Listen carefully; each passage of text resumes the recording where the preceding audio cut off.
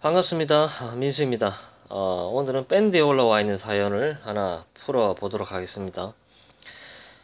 이민일주 남성분은 2023년 여름에 쌍둥이 막내 아들을 차 사고로 잃고 힘들어하고 있습니다. 굉장히 안타까운 사연이죠. 자식을 잃는다는 거는 매우 힘든 고통이죠. 이분이 앞으로 건강히 잘 살지 궁금합니다. 아울러 교수직을 언제까지 할지도 궁금하다라는 그런 사연이죠. 어, 일단 1부는 이렇게 식상에 물이 지어 있죠. 누군가를 기르고 먹이고 가르치는 일에 최적화되어 있는 분이다라고 볼 수가 있죠. 대운도 보시면 지금 기축대운이고 저번 대운은 경인대운이죠. 경인대운.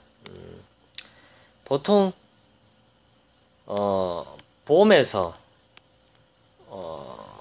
겨울로 넘어간다라는 것은 양에서 음으로 넘어간다라는 걸 뜻하거든요. 그렇기 때문에 이런 경우는 급변한다라는 뜻이 들어갑니다. 나의 삶과 환경이 굉장히 소극적인 형태로 바뀐다라는 것이죠. 보통 이렇게 도사님들을 찾아가면 당신은 축대운에 굉장히 큰 변화를 겪는다라고 말을 해줄 가능성이 크죠. 임묘진 사오미는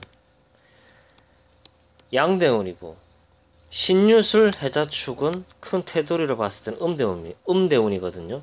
그러면 이분은 양대운에서 음으로 넘어가는 것이기 때문에 큰 변화를 겪는다라는 전제에 깔리는 것이죠.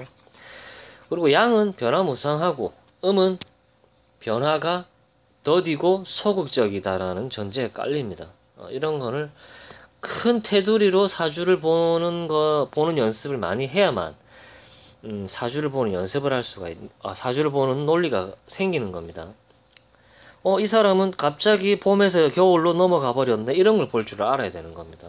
그래야만 동네 도사 정도는 될 수가 있는 겁니다. 여러분들이 일단 이분이 2023년도에 아드님을 잃었다고 이제 얘기가 임상이 되어 있죠. 계묘년이죠. 해묘음이 삼합이 되는 것이죠. 해묘비 삼합. 삼합이 되어서 목국을 이뤘다. 보통 책에는 그렇게 나옵니다. 합의 정의를 제가 오늘 확실하게 내려드릴게요. 이 세 글자가 모여서 목국이 되었다라는 것은 목을 지향을 한다라는 것이죠. 그러면 이 세 글자 중에 하나라도 목의 고유의 성질이 되려면 본인이 가지고 있는 고유의 작용은 버려야 된다는 것이죠. 그런 게 전제에 깔립니다. 목국이 되어서 목이 강해져서 목다 화식이 되고 그딴 이상한 논리는 버려야 된다는 것이죠. 이 정관이 목을 따라간다는 것이죠. 그럼 무슨 말이냐? 토의 성향을 버린다라는 것이죠. 토, 너는 목을 따라야 된다라는 것이죠. 너의 성질을 버려야 된다라는 것이죠. 관은 무엇이죠? 관은 남자에게 자식을 뜻하죠. 나의 자식이 목으로 변한다. 이게 무슨 말이냐? 고유작용 상실. 합은 고유의 작용을 상실로 이끌어 간다라고 볼 수가 있습니다. 무슨 말이냐? 원래 이 정관이 커피였는데 간장을 섞었더니 이 커피의 고유의 맛을 잃어버린다라는 것이죠. 그것이 합이죠. 충은 무엇이냐? 모 아니면 도라는 것이죠. 예를 들어서 인목이 있는데 신금이 오면 어떻게 되죠? 신금이 와서 인목을 때리면 인목이 움직이는 것이죠. 그럼 무엇이냐? 이 나무라는 게 고유의 작용을 상실을 하는 게 아니라 이 식신이라는 게 활발하게 움직인다라는 것이죠. 충은 고유의 작용을 상실을 만드는 건 아니죠. 역동적인 변화를 이끌어내는 것이죠. 근데 합이라는 것은 고유의 작용을 상실을 한다라는 의미가 들어갑니다. 정관으로서 역할을 못한다. 2023년도에 묘가 와서 미토라는 정관을 합거해서 합살로 가져간다. 무슨 말이냐? 더 이상 이 정관의 역할을 할 수가 없다. 개묘년에 식상이 와서 그 한마디로 그거죠. 일반 사주 처음 배우면 뭐 수생목, 목극토, 뭐 토국수 이런 거 있잖아요. 목극토죠, 목극토. 토로서의 역할을 변질을 시켜버린다. 그게 묘미합이죠. 뭐 물론 뭐 이렇게 이분이 아드님을 저 세상으로 보냈지만 공부하는 우리들 입장에서는 이분이 어떻습니까? 이 정관이 상실이죠. 왜 2023년도에 사랑하는 아들이 하늘나라로 갔나?